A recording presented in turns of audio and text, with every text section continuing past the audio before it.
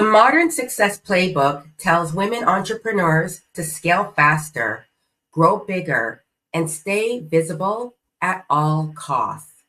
But for mothers building businesses, that model often quietly collides with real life. Today, we're talking about a different approach to ambition with success designed to support the life you are actually living. So, Laura, I'm going to give you the floor. Tell me more about what it is that you do. Oh my goodness. Thank you so much. This is always such a heavy question. I'm like, how much time do we have? Do I have 3 hours? Where do we start? But no, I'm the founder of This Mother Means Business. So as you mentioned, it is a platform that supports entrepreneurial women who are navigating the intersection of entrepreneurship and motherhood. And we support them through mentorship programs, through our podcast, and through our events. And we support them at various stages of ambition. I like to use the word ambition broadly because you could be ambitious building a 6-figure business. You could be ambitious building an 8-figure business. And so it's really helping them to show up in their businesses and in their lives in a way that allows them to achieve their goals, whatever those look like. And I'm really honored to do this work. I have a corporate marketing background, PR background, run a few different businesses myself, and it's been the thrill of my life to be building this Mother Means business now. Nice. So, what made you start This Mother Means Business? You know what?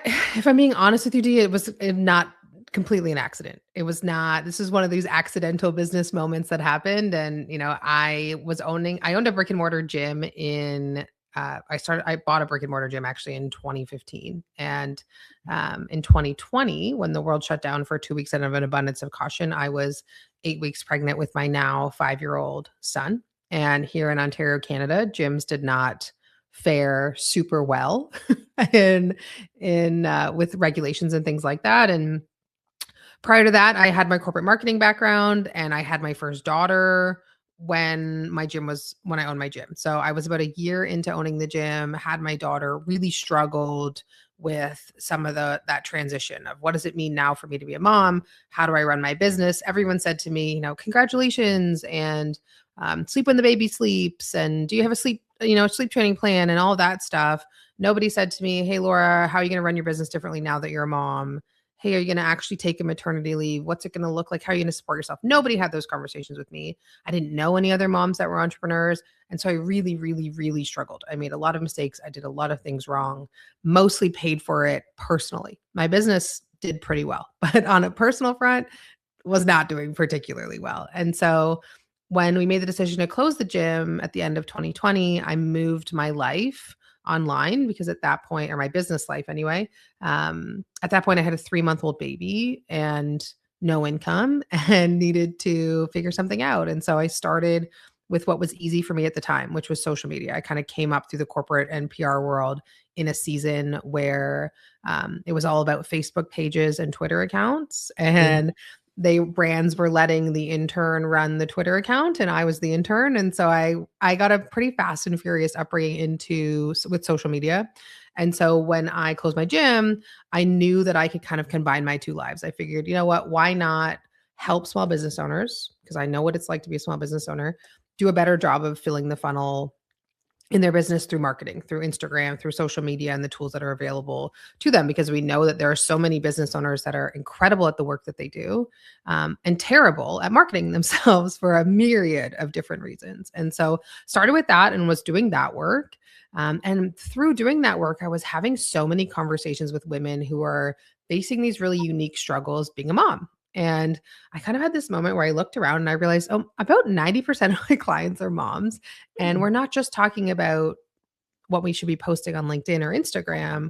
We're talking about leadership. We're talking about mom guilt. We're talking about how do we be successful while also showing up as devoted moms, and how do we know when it's a season to lean into my ambition or not? And so in 2023, so I'm really struggling with years now that we're in like a new year. I'm like, what year was that? 2023. That feels like so long ago. I started a podcast. And I called it This Mother Means Business. And it was only ever supposed to be the name of my show. I just thought, let's have conversations about motherhood and entrepreneurship. And I remember sitting with the podcast producer at the time that I was working with, and she's like, so what's your business case for starting your show? Like, what do you want this to do for your business? And I was like, honestly, I don't think anything. I just want to have these conversations. I'm having these conversations with women behind the scenes. And these are conversations that I wish I had in that first year of my own motherhood and entrepreneurship journey. If somebody had said to me, hey, Laura, here's some things you should probably think about, I think it would have been really freeing. And so it started as just a podcast. And then I started hosting a couple of retreats because I thought, well, that will be fun. Let's host a retreat for mom entrepreneurs. We'll see if anybody comes to that. And they did. And then I started a online membership community and a coaching program for mom entrepreneurs, and people joined that. And then last year, we hosted our first in-person event. We had 65 women come and attend that event. And then we're hosting our next event on April 1st, and we're going to have 150 women. So this Mother Means Business is kind of, I had this moment, it was about 18 months ago, where I was like, oops, I accidentally built a platform, not really intending to. It was only ever supposed to just be the name of my show and my podcast, but it's really it's taken on a bit of a life of its own in a really great way. So that's how I found myself here. Wow, that is such a journey. Yes. And my question to you, because the gym shut down, you have Yeah. your two children, and at what point, like right now, you have a team, right? No, she's 8, but she might as well be a teen. Yeah. Oh, no, but I was saying you have a team. Oh, a team. Yes, I do Yeah. have a team. I thought you said a When did teen. you, I was like, yeah, Lord, I am not ready for that, well, D. that's Don't. another show. I have a That's 13-year-old, another another show. show. Um, but when did you move from I to we? So my team is fractional, which I'm really grateful for. I think for me, as I've added complexity to my business, because I still have the coaching side of my business. So I still work with women one-on-one. I still run a mastermind program, but now I'm also building this Mother Means business. And one of the things that I really try to teach women is to figure out, what are the things that only you can do and what are the things that you need to delegate. And whenever we choose complexity in our businesses, the reality is we can't be the person that does all of it and still show up whole in any other area of our life. So for me, it really came when any time that I kind of start to get stretched, it's like, okay, do I need to be the person that's doing this? And this is, I'm in year 10 of entrepreneurship now. I guess I'm in year 11. It's been 10 years.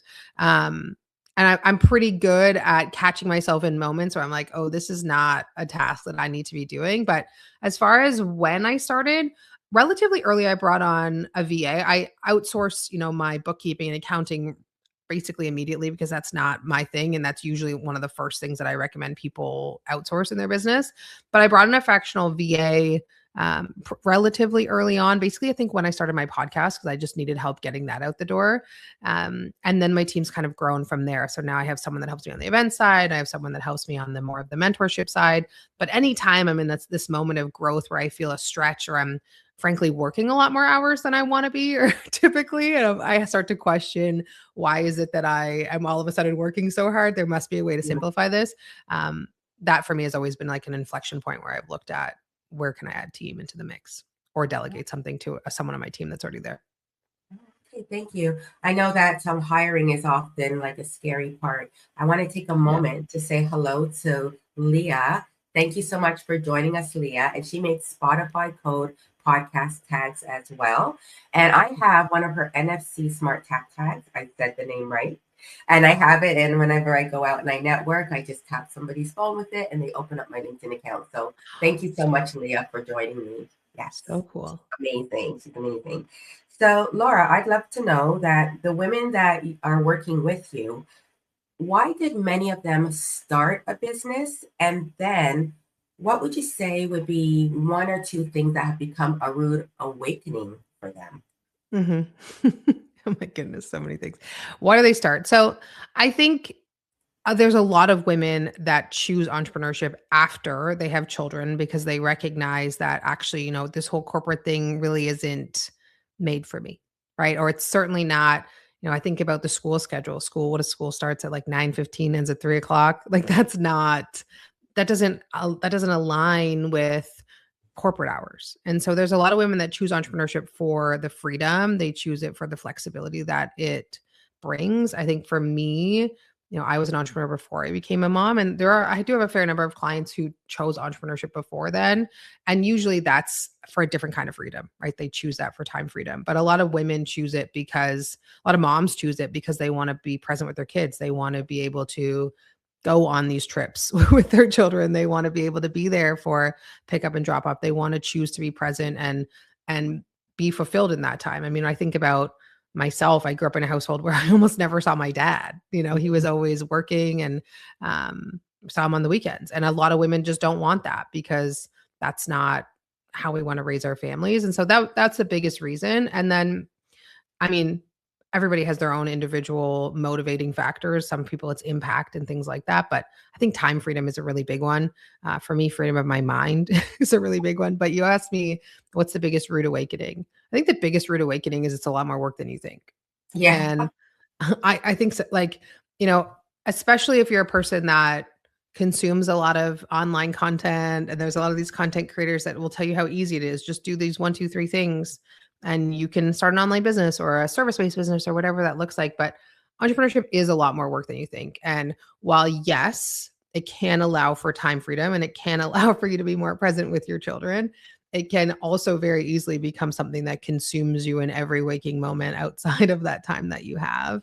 And I think for a lot of women, that's the part that is really feels like you're kind of falling into a really face first into a really cold pool of water when you realize, wow, this is actually a lot more work and it's a lot harder than I expected it to be.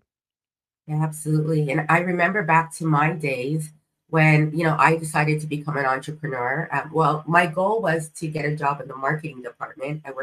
I worked at a warehouse, and then I got certified, and they told me I had no experience. So then I decided to start a You're business. like, "Oh, But yes. I, yeah, but I do remember like there's like an abundance of PA days, for instance. And in the team that I was on, there weren't other individuals who had kids or their kids were older. And I would always take those days off because I was able to, nobody else was. And I just remembered like it started to chip away at me when I would get in trouble for taking these days off. And I'm like, this is ridiculous. And during the Yeah. pandemic, I was just so thankful that while everybody was home, I was able to be home as well. So, Yeah. yeah. Similarly, Yeah. very grateful for my ability to be home. It's my kids need me. They have to come home. Like I don't have to call anybody and say, is it okay if I? And so um yeah, for me that is an irreplaceable thing. Yeah, for sure. So when the your clients are now like experiencing this reality of being a Mhm. business owner, what would you say is the tipping point where they say, okay, you know what? I have to reach out to Laura. So not only Mhm. that, but I'm curious to know, how do they end up finding out about you as well? Yeah. Yeah. Okay, I love this question because I think, and I'm going to speak to a lot of mom entrepreneurs with love. Man, we are resilient people and do way too much and work way too hard for too long and burn the candle at both ends, literally and figuratively, for too long. I think if you're a mom building a business, you're probably an incredibly high achieving person.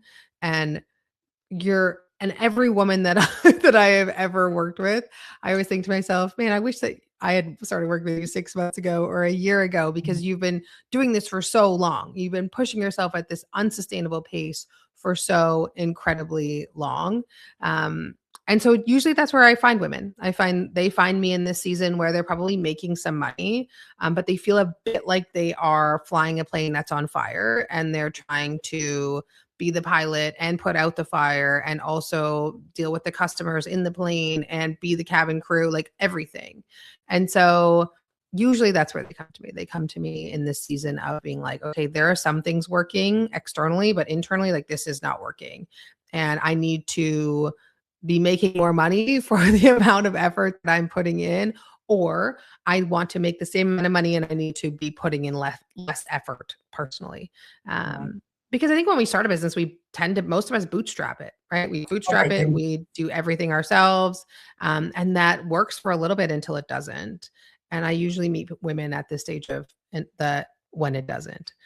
You asked me how people find me, where they find me, which I think is a very good question. Knowing the work that you do, I wish they found me on LinkedIn. Indeed, they don't, but maybe after this they will. It's not my platform. I wish that it was, but primarily through my podcast. So I get a lot of clients through my podcast. And I started building this business on Instagram, which is a platform that I don't love anymore, Ooh, but is still one that is effective for me. It's just no longer my favorite platform. And maybe we can talk. I know we're going to talk a little bit more about some platforms, but Threads has been a successful platform for me. I've seen people through there, through my podcast, certainly. And then people tend to linger in my world for a while because I'm a person that puts out a lot of content. We drop 2 podcast episodes a week. We do a lot of free education.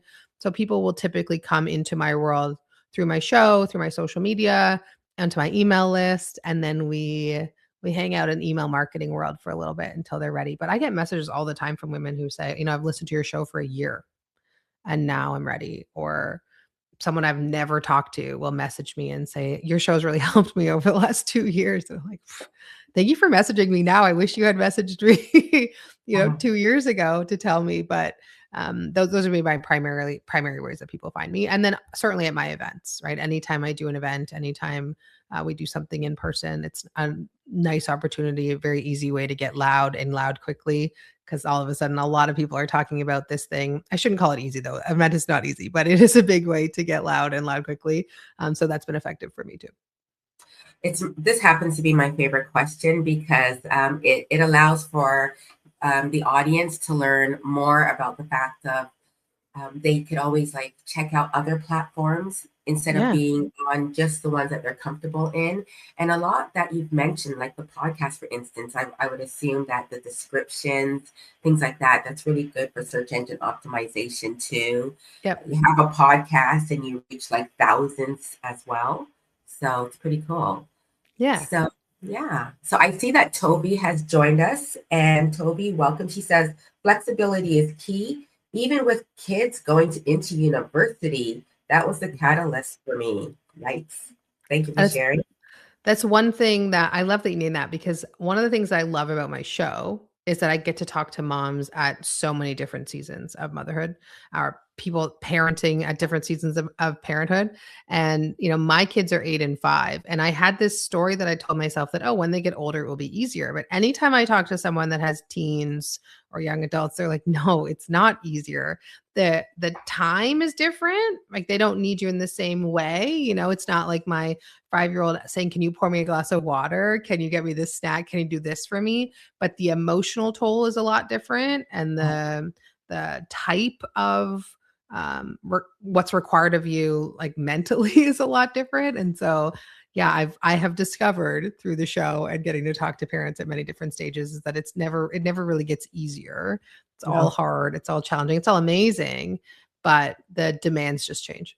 Yeah, for sure. Charlene, thank you for joining us. She says, yep, we are trying to do way too much. So this topic is really resonating with the audience. Yeah. So Laura, like every business and every person is different. Yeah. What would you say are a couple of tactics that apply for many people or many of the women that you're working with? Tactics for making business easier or tactics for what? Well, you know what? I put down some notes for myself that possibly most women in business are trying to navigate. For instance, Yeah. there's marketing, there's Mhm. sales, increasing my prices, like you talked about sales, and Yeah. then also like navigating life with family. Yeah. So, one of the ones that I always let's start with the life with family and parenthood and motherhood because I think this one's really important. One of the tactics that I always love to tell people to is to learn to define for yourself what it means to be good in those roles. And so I think a lot of the time we wear these external definitions of what good motherhood or good fatherhood or good entrepreneurship even means, and we adopt them and then we try to fit ourselves into them. So for me, I thought that good motherhood meant martyrdom, meant I had to give up everything to be a mom.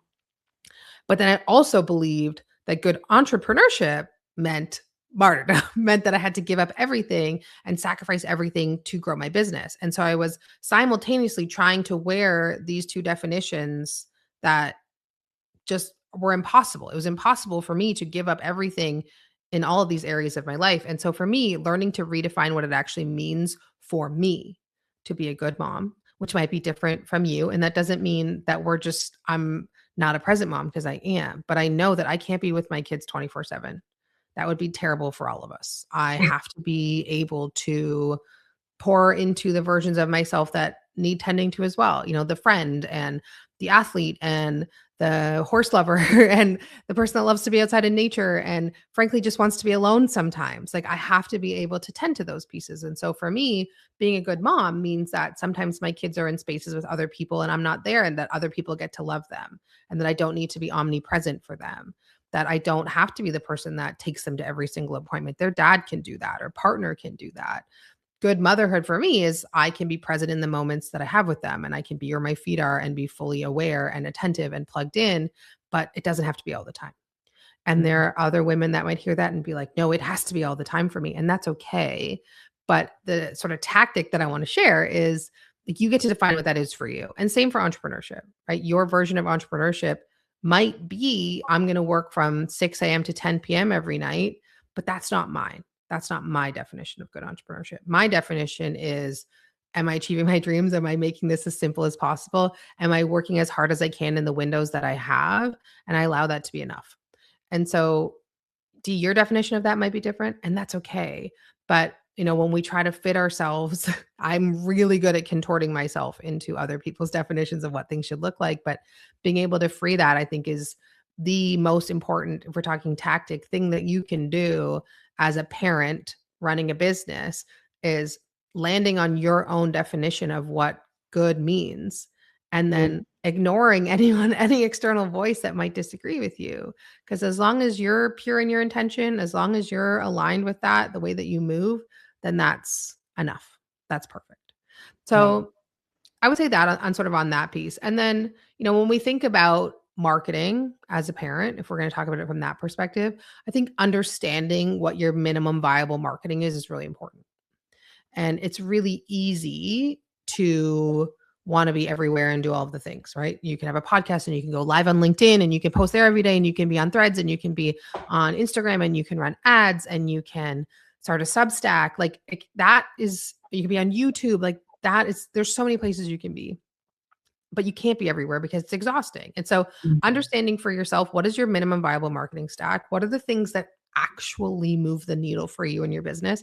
And the way that we know that is by diving into data. We have to look at it, right? So look at your last 3, 5 clients. Where did they come from? Great. Double down on those things. If it's referral, fine. Double down on referral, double down on building relationships. If it's threads, great. Stop spending so much time on Instagram, double down on threads. If it's LinkedIn, cool. So, but we really have to know that. And I think it's really easy to want to chase what all the marketing people are saying that we're going to do. You and I both being marketing people, it's really easy to say, okay, well, Dee says I have to do this, or Laura says I have to do this, but you need to know your own business. And so starting with the data and understanding what your minimum viable marketing is. And by that, I mean the marketing that you can commit to doing every single week, even if shit hits the fan, right? Even if everyone in your house has norovirus, right? Like, what are the things that you can do every week that's your minimum stack, and then moving from there. So that's the marketing. What we talked about, sales was the other one, right? So what we're talking about. Oh, well, I was just like saying that it could I could cover. go anywhere. What do you want to talk about, Dee? What do you Yes. want? Well, I do want to But those are get those are some to, big ones. yeah, yeah, thank you for that. And I mean, oh my goodness, there are so many shiny objects out there. Like, Yeah. you mentioned Substack as an example, and I wrote a LinkedIn newsletter the other day, because you know what? Even though I've decided it's not for me, my goodness, it is calling. But then I have Sure. to like look at the data. Is my audience? How long will it take me to grow? Do I Yeah. have the patience to do that? And it's like those conversations with myself that really Yeah. saved I me. mean, you can do anything, Yeah. but you probably shouldn't do everything. Yes. Yes. That's the problem. Yeah. Yeah. I was saying to my husband yesterday about family. I'm like, there's only one of me. That was another Hmm. conversation. So, Yes. Laura, I'd love to know, like, what is happening at This Mother Means Business? Oh my goodness. So much is going on at this Mother Means Business, but we have our big event coming up on April 1st at the Pearl, and Dee's going to be there. She's going to be sharing some of her LinkedIn tips. So I'm so excited that you're going to be there as a speaker. But this is not a typical conference. It's not even really a conference. I would not even use that word to describe it. This Mother Means Business Live, we kind of break up the day into 3 sections. So we call it the wellness section, the skills and tools. I'm a big believer that um, you have to take care of yourself as a human. I mean, obviously, we're talking about being parents and running the business, right? And so we're going to start the day with diving into how you can do a better job of taking care of yourself, not only physically, but also between the ears, and the stories that we tell ourselves, and the shame spirals and things like that can show up in our business that really hold us back.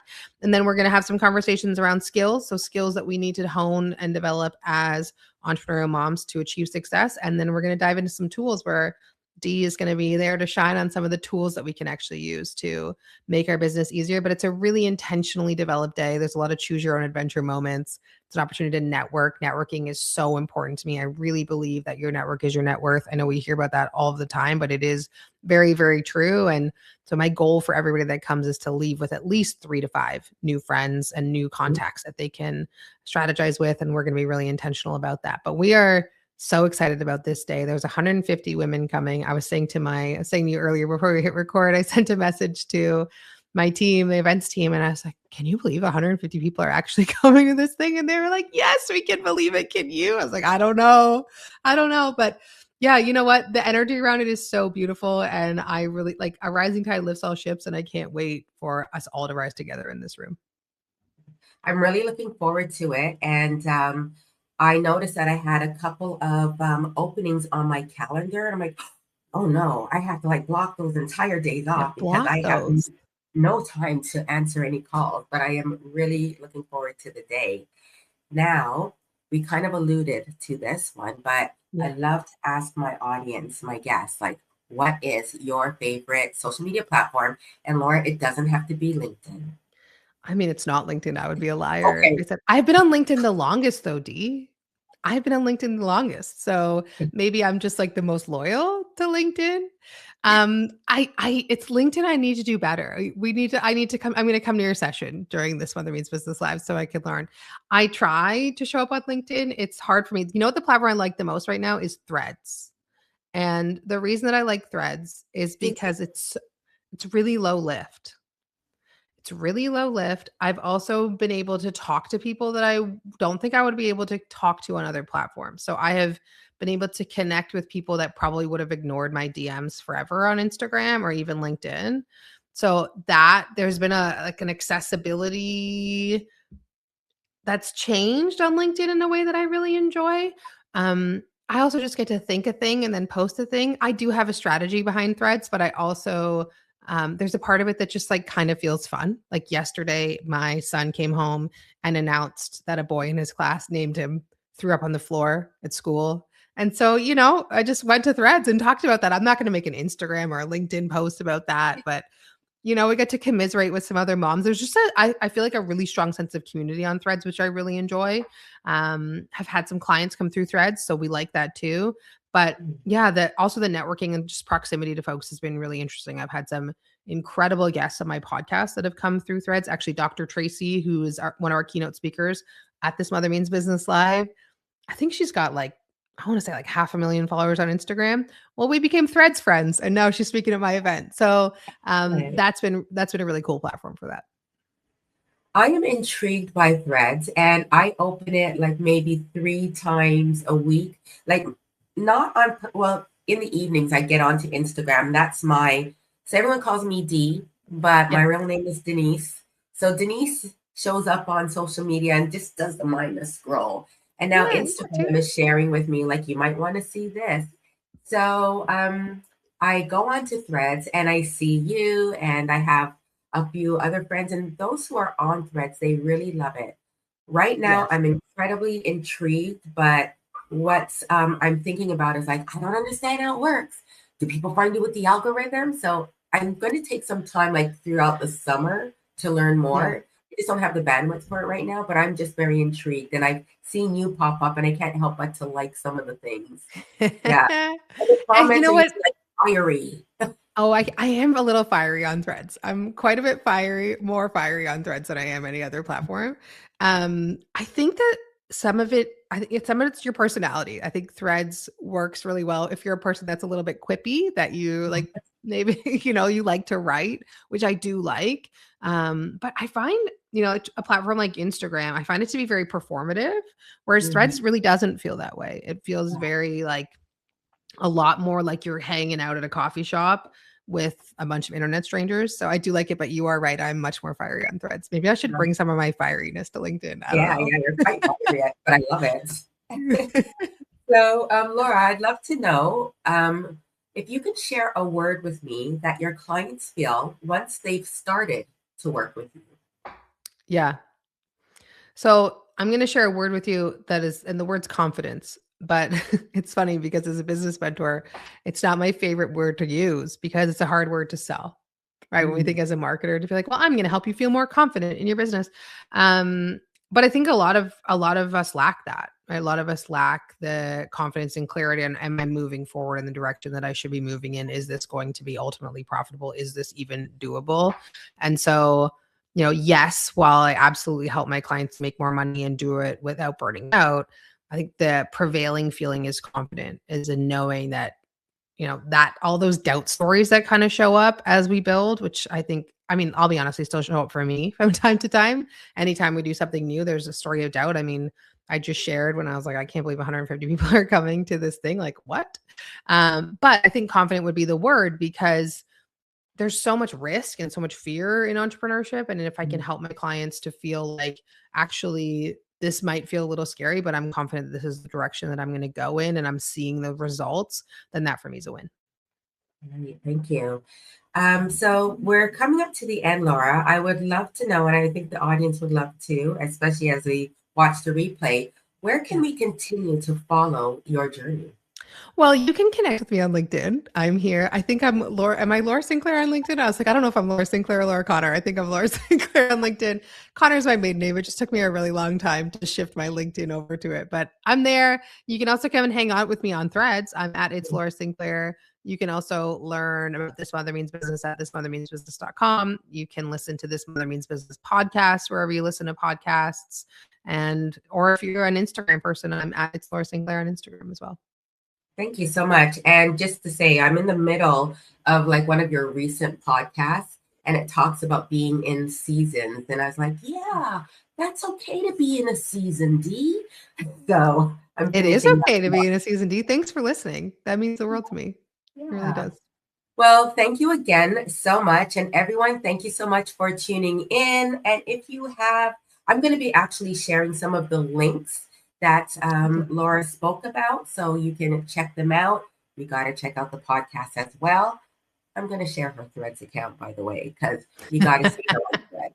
But thank you, everybody, for tuning in. And Laura Sinclair, thank you very much for being on another episode of Strategize Your Business Online.